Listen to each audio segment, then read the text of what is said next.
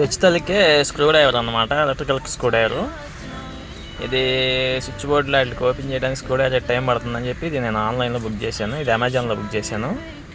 అయితే pack open చేస్తున్నాను. ఒక ప్యాకింగ్లో అయితే సూట్ కేసు వచ్చింది. సూట్ కేసు మాత్రం చాలా చిన్నదిగా ఉంది. మినిమం 9 ఇంచెస్ ఉండేది. ఇన్వాయిస్ పేపరు తీసి పక్కన పెడదాం. సరే, ముందు ఓపెన్ చేద్దాము. ఓపెన్ చేసింది ప్యాక్ ఓపెన్ చేస్తే ఇలా ఉంది. ఇది వచ్చేసరికి స్క్రూది మనం ఎడ్జ్లో చిన్న ప్లేస్లో ఓపెన్ చేయడానికి ఇది వచ్చేసరికి స్క్రూ డ్రైవర్ అన్నమాట, ఎలక్ట్రికల్ స్క్రూ డ్రైవరు. ఇది బ్యాటరీతో పనిచేస్తుంది. చేతి లోగో ఉంది.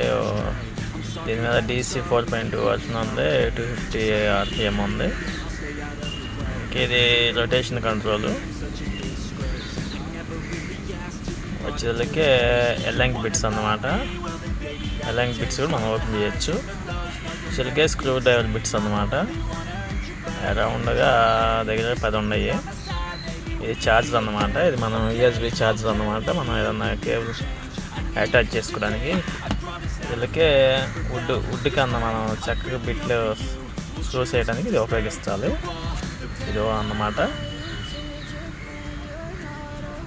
వచ్చేసరికి ఇవి రంచి బిట్స్ అన్నమాట. మనం నట్టు బోల్ట్లు ఓపెన్ చేయడానికి వాడుకోవచ్చు. వచ్చేసరికి ఈ టైప్ స్క్రూస్ మనం యూజ్ చేయము ఎక్కువ, కాకపోతే అది కూడా ఇచ్చారు. ఇది వచ్చేసరికి screw bit, star screw bit అన్నమాట. ఇది మైనస్ బిట్.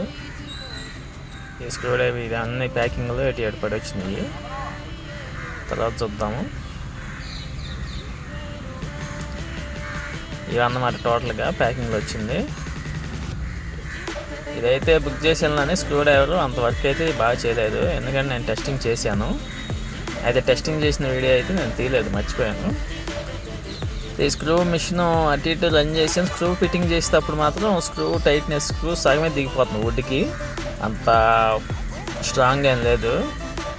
దీనికి ఇది కేవలం 1200కే వచ్చింది. MRP 1200కే వచ్చింది ఇది ఆన్లైన్లో. దీనికంటే మీరు కంపెనీ ఐటమ్స్ తీసుకోవడం బెస్ట్.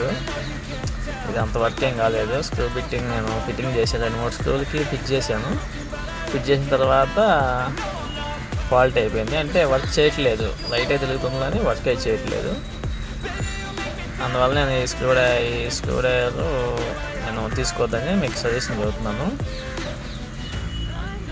లైట్ అయితే తిరుగుతుంది, స్క్రూ అయితే తిరుగుతుందని స్క్రూ ఫిట్టింగ్ చేసేటప్పటికి స్టక్ అయిపోతుంది.